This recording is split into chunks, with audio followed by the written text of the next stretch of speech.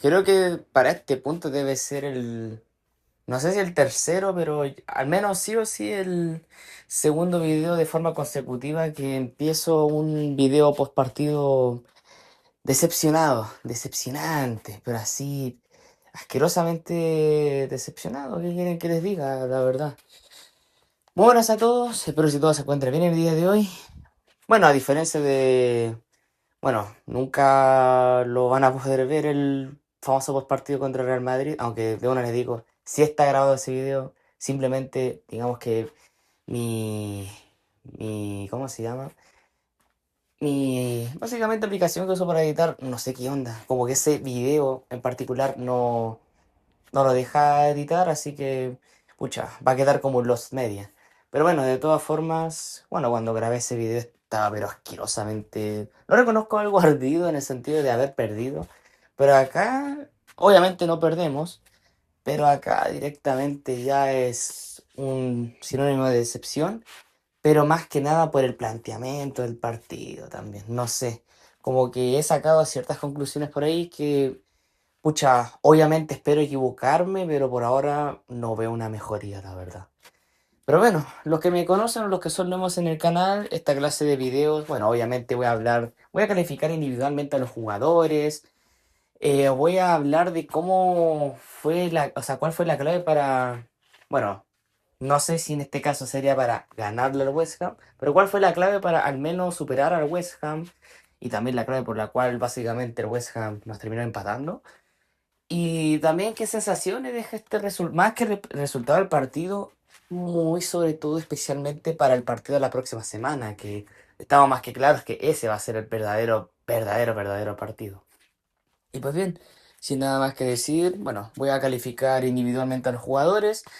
Bueno, digamos que a los jugadores los califico de la siguiente forma, de la nota 1 al 7, la cual la nota 1 es la nota mínima, el 7 la nota máxima y el 4 la nota mínima, pero para aprobar.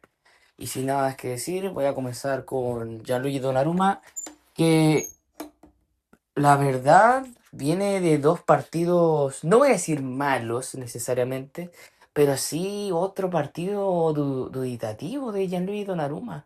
Y aquí yo tengo que hacer una aclaración, chiquillos. Gianluigi Donnarumma es una persona que mide un metro, según tengo entendido, 1,95 m. O sea, mide casi 2 metros prácticamente. El tema es que midiendo casi 2 metros, ¿cómo es posible que se le pifee la pelota de esa manera? De verdad que hay cosas que yo no logro comprender y que de nuevo, otra vez, básicamente sufrimos este tema con las pelotas paradas, que está siendo una constante en esta temporada. Y aquí obviamente le critico a Donnarumma porque, o sea, no solo por el arquero que es, sino también en este caso particular por su estatura. O sea, te creo, yo que sé, Ederson la haya pifiado porque mide 1,87 m, que igual es una persona alta, pero aún así igual medio entendible. Pero Gianluigi mide 2 metros, o sea, ¿cómo es posible que pifies esa pelota? Y a veces me da rabia Donnarumma un poco porque Donnarumma te ataja las más difíciles o las más épicas, pero que a su vez también como que se come los goles más estúpidos, la verdad, ¿qué quieres que te diga? Porque vamos, mira, aquí voy a decir una cosa. El West Ham, en este partido, y no es mentira, solo remontó una pura vez en el arco. Y esa pura vez ha sido el cagazo para mí de Donnarumma, la verdad. Antes de que digan, no, es que también la defensa, que también puedo entender, pero es que hermano, si Gianluigi Donnarumma va a salir, que calcule bien el salto y no salta al tiro, porque, insisto, más encima mide casi 2 metros, es como yo, la verdad, sigo sin entender cómo es que a Gianluigi Donnarumma le hacen goles de esa manera tan irrisoria, la verdad. Pero bueno, en ese sentido igual fue un partido correcto de Donnarumma, quitando ese, perdón la palabra, ese cagazo. Y para mí le pondría, la verdad, un 5,5. Si en sí la nota le bajo más que nada por el gol que nos terminan haciendo, que para mí es, pucha, 90% responsabilidad del italiano. Y bueno, pasando con la saga defensiva, Mateo Núñez, partido correcto, la verdad, se nota cuando está en cancha, se entiende con Bernardo, hacen jugadas. No digo que Jusanov sea malo como lateral, pero Jusanov ¿cómo decirlo? Es más perfil defensivo, que no digo que sea malo, pero si lo tuyo es como crear, o sea, hacer jugadas con el lateral, evidentemente Jusanov no te va a entregar esas garantías. algo que sí lo hace Mateus Nunes, que tiene para darte centros, tiene para hacer paredes. Jusanov no, Jusanov. Ojalá Dios quiera pueda mejorar eso a futuro, pero Jusanov, digamos que es solamente un tanque de guerra nomás, un tanque que sirve para defender, más no para crear jugadas. Y en ese sentido, para mí, quitando ello, bueno, como decía, partido correcto, la verdad le voy a poner un 6,8 porque igual hubieron ahí algunas ocasiones que literalmente le comen un poco la espalda, pero que las termina solucionando al final.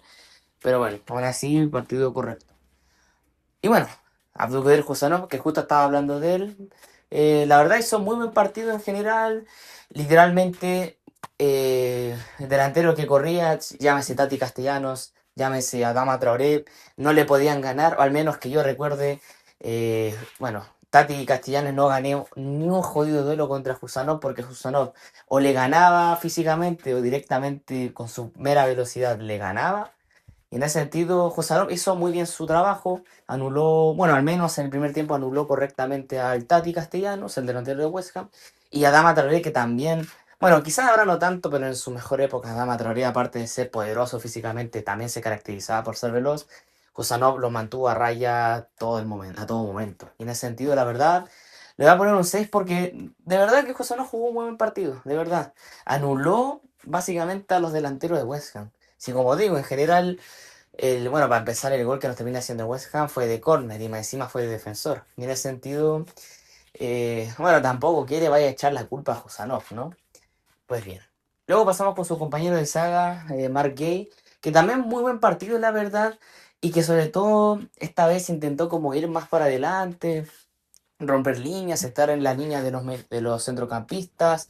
La verdad, muy buen partido, la verdad, muy buen partido. Y encima que yo recuerde, muy rara vez le llegaron a superar la banda. No, la verdad, jugadorazo Mark Gay, no tengo pero absolutamente nada que discutir. Y para mí, la misma nota, sinceramente, que Jusanov, un 6 pero más que nada porque Mark Gay se encargó un poco más de la tarea, por así decirlo, ofensiva, ¿no? Ya que obviamente entre los centrales siempre tiene que haber uno que al menos sepa jugar, ¿no? Por así decirlo. Y terminamos la saga ofensiva, o sea, defensiva, perdón, con el lateral izquierdo Ryan Nuri, que la verdad hizo un muy buen partido, sinceramente. A mí me gusta verlo jugar, de verdad.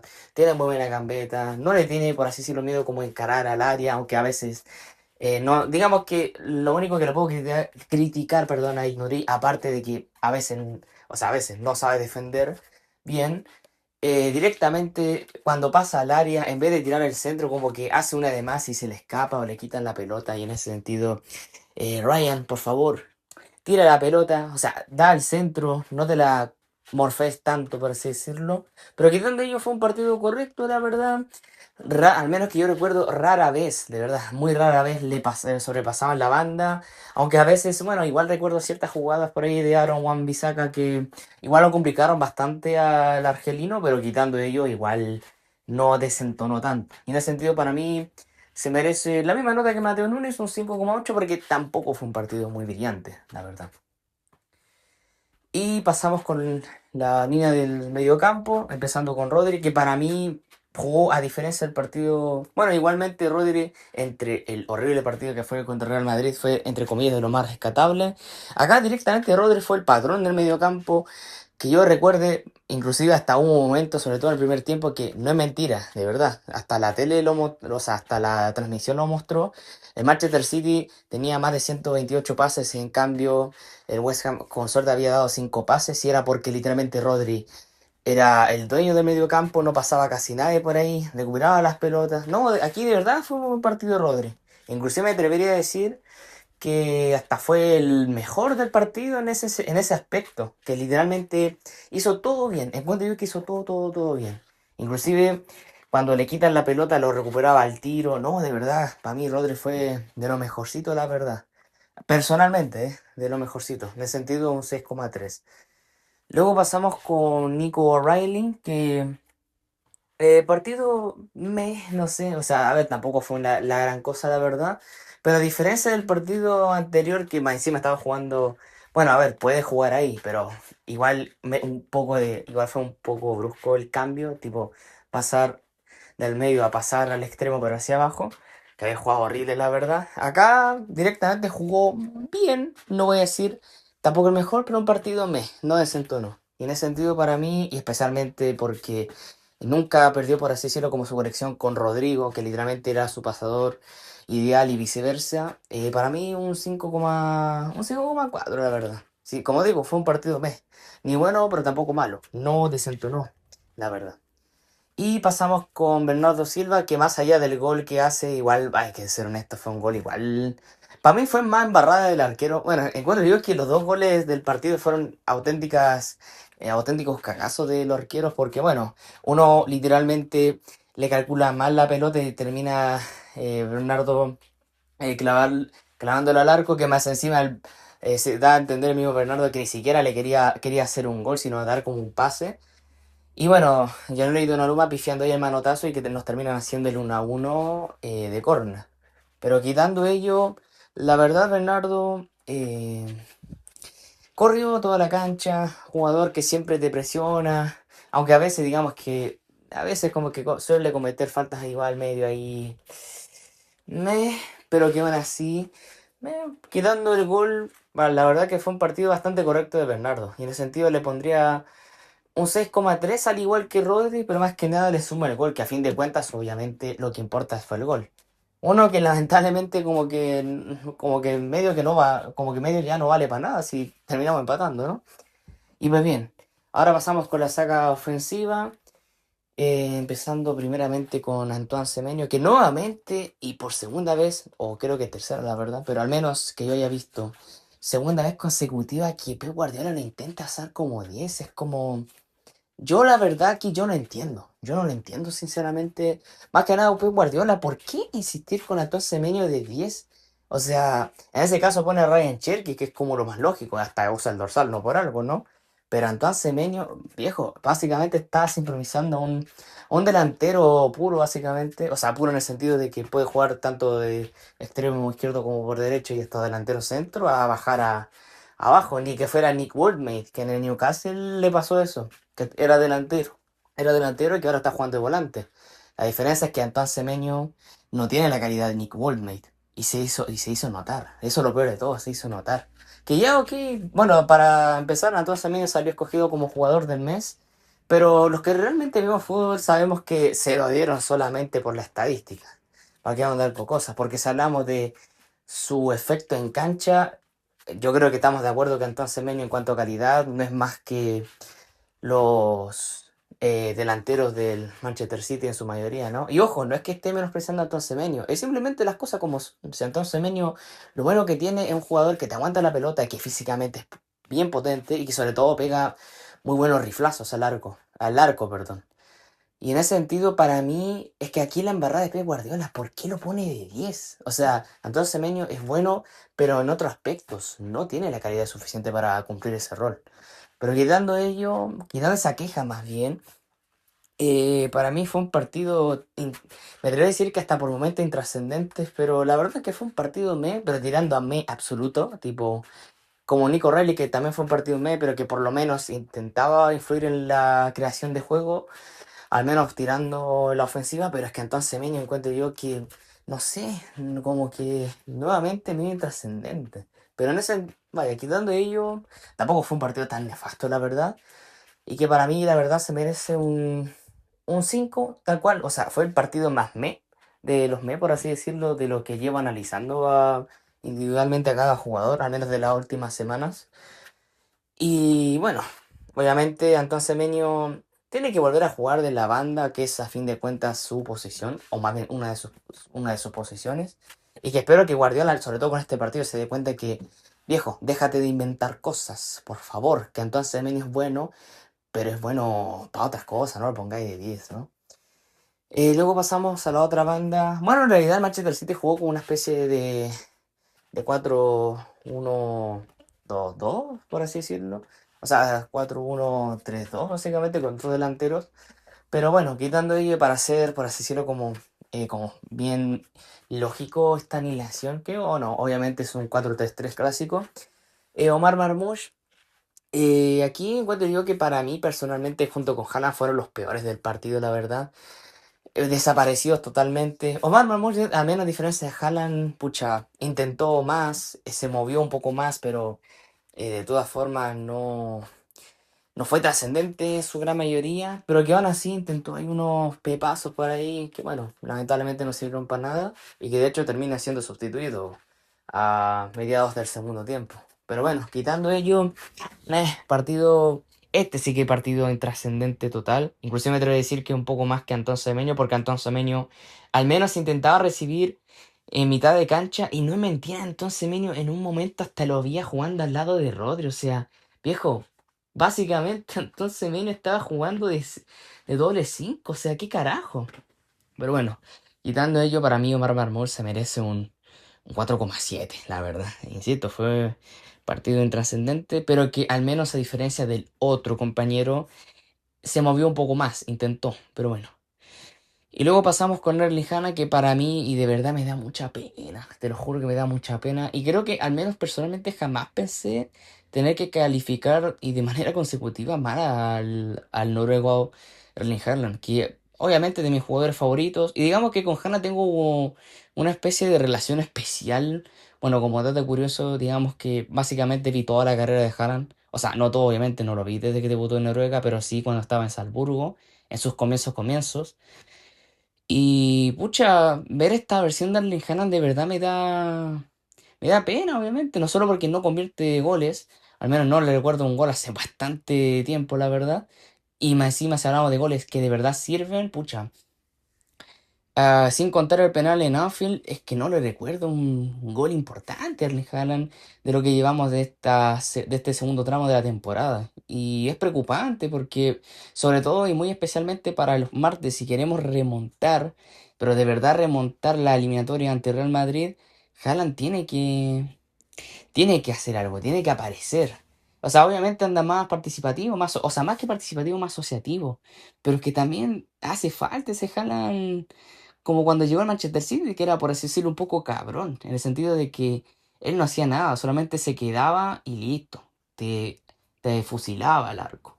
Pero quitando ello, si bien al principio fue más activo, colaborativo, encuentro yo que Haaland básicamente fue como una especie de espantapájaros, en el sentido de que estaba ahí, pero no hacía nada, estaba ahí, merodeaban los aves, que en este caso serían los jugadores, pero no hacía nada. O sea, no, como que ni lo pescaban. Y en ese sentido, para mí, el Rejana se merece un 4. De verdad, un 4. Porque dentro de lo que cabe, al menos tuvo algunas chances por ahí. Que lamentablemente, y bueno, también el arquero del otro equipo, quitando la embarrada del 1-0. La verdad es que también atajó unas bastante buenas. Pero que aún así, el Haaland no ha desaparecido. Para mí fue el peor. Y me duele decirlo, nuevamente me duele decirlo porque el Haaland, encima todos sabemos de la calidad que tiene el noruego y que evidentemente este no es el nivel que estamos acostumbrados a ver de Erling Haaland. Pero aún así, y hay que ser realistas y objetivos, para mí, al menos personalmente, para mí fue el peor. Y pues bien, esa fue la calificación individual para los jugadores. Y la pregunta aquí es, o sea, más bien, ¿cómo es que le ganamos al West Ham? La pregunta sería, ¿cómo es que el Manchester City dominó al West Ham? Muy simple, el dominio del medio campo puro. Y como había dicho, se había notado especialmente con Rodri, que literalmente era el patrón de la cancha, quitaba, recuperaba, inclusive, y como decía, en un momento, creo que los primeros 15 minutos, West Ham con suerte había hecho 5 pases, en cambio Manchester City más de 120. O sea, te das cuenta ahí que el dominio del medio campo fue brutal. Que bueno, de todas formas, tanto dominio, tanta posesión, pero que a fin de cuentas no se logró ganar. O sea, ¿de qué te sirve dominar un partido que a fin de cuentas no te va a servir para nada con este empate? Evidentemente hace falta mejorar ahí. Y también en relación a lo que había dicho, ¿cómo afecta este resultado al equipo? Y bueno, moralmente, si ya venía para la embarrada con lo del Real Madrid, ahora encuentro yo que hasta podría ser peor porque es de estos partidos que uno tenía la obligación de ganar, y de hecho fue así, el Manchester City estaba obligadísimo a ganar, y que más encima con este empate, que ya, ok, uno dice, ah, pero fue empate de visita, sí, pero igual el Manchester City estaba dominando el partido. Y de hecho el mismo Pep Guardiola había recriminado que Manchester City estaba teniendo problemas para definir partidos o que no marcan tantos goles como los que debería ser. Y eso es verdad. Si de hecho en la estadística del Manchester City, y esto me da vergüenza tener que decirlo, pero hay que sacar los datos crudos. El Manchester City había realizado un total de 22 remates. De esos 22, aproximadamente unos 9 creo fueron al arco. En cambio, West Ham solamente hizo 5 remates y un puro tiro al arco. Y qué coincidencia, ese único tiro al arco fue el gol del empate. En cambio, Manchester City, si bien hizo un gol, que más encima un gol igual, gol medio tramposo, porque en realidad fue más como, al menos se encuentro yo más cagada del arquero, pero en cambio el Manchester City tuvo muchas más ocasiones y no supo aprovechar más. Eso de verdad es preocupante. Más sobre todo para el partido del martes, que, bueno, sentir, si de verdad queremos pensar en una remontada, primero hay que saber definir, viejo. Y en ese sentido me parece inaceptable eso, la verdad. En resumen, muy en resumen, moralmente el Manchester City viene un poquito bajo, quizás no tanto como contra el Real Madrid, pero que igual bajo. Y que más encima este resultado es penca porque básicamente, y de bueno les digo, muy posiblemente el 90% de esta Premier League ya está definida. Porque con este pinchazo, que aparte también es un pinchazo, ya el Real Madrid, es decir, el Manchester City ya medio que se despide de la Premier League. Porque si antes la máxima diferencia que podíamos sacar entre Manchester City y Arsenal eran 4 puntos, ahora con esto en teoría serían 6 puntos. O sea, tú me estás diciendo que básicamente el Arsenal tendría que o empatar todos sus partidos o directamente perder 2 partidos para siquiera igualarles. O sea, tú te das cuenta también, y yo lo digo sin escrúpulo alguno, te das cuenta también de lo pecho frío que estamos siendo en esta temporada. Y mira que nosotros nos quejamos de que el Arsenal también, equipo pecho frío, equipo que no sabe aprovechar oportunidades. Y de hecho yo lo dije en un video hace bastantes meses o semanas, no me acuerdo, que aquí los pechos fríos lo estábamos haciendo nosotros.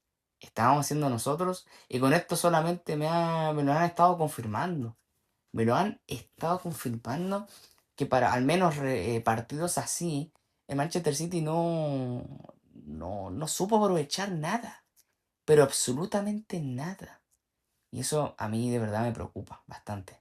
Sobre todo porque este un mes de marzo horrible, de verdad horrible, porque irónicamente este era el partido como por así decirlo más fácil y no lo pudimos ganar. Pero aparte del partido contra el Real Madrid, te queda Chelsea, te queda Arsenal, te queda Liverpool. O sea, ¿tú eres consciente de que este mes de marzo podía ser hasta condenatorio? De verdad que inaceptable esta cuestión. Pero bueno, en resumen, obviamente pinchazo, pinchazo feo, pero que dentro de lo que cabe aún hay chances o fe de que se pueda remontar esto, aunque yo la verdad, honestamente y objetivamente lo veo complicado, como había dicho, 90% definida ya la liga, pero que bueno, ahora lo único que nos queda esperar, lamentablemente, es, aparte de que el Manchester City gane todos sus partidos, dentro de lo posible, también que Arsenal pinche un poco. Y pues bien, ese ha sido el partido del día de hoy, espero les haya encantado este video.